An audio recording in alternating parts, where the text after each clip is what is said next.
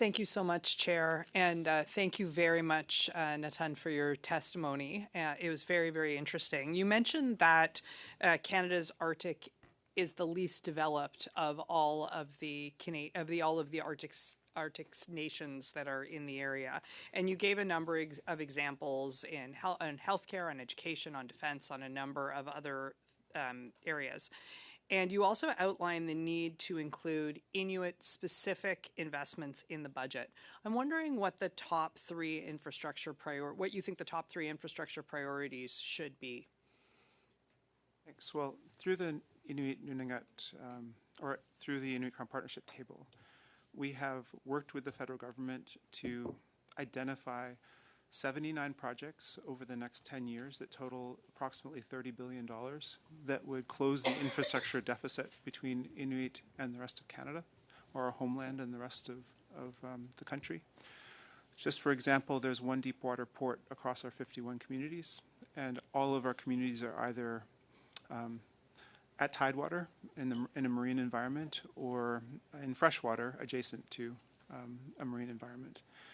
We in the conversations around nation-building projects, have also identified a number of different key infrastructure, such as the paving of airstrips in a number of our communities that limit the ability for airlines to get goods and services out of our communities, to be able to fly in all types of weather, and ultimately drives up the prices that people pay to travel, but also any goods and services that come into our communities.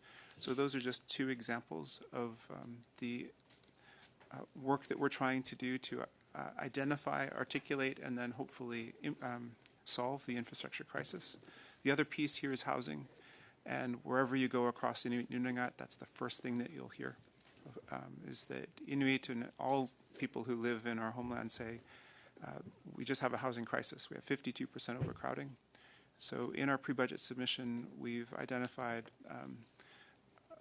roughly 6,500 units that are needed in the next 10 years, over 4,500 units that need to be either improved or funds for operation and maintenance, which will also cost approximately $8 billion. This is the price of being an Arctic state, and also the really troubled history of Inuit colonization in the area, which has led to these systemic barriers for us to be a part of this nation's economy, and also generally to be healthy and live fulfilling lives.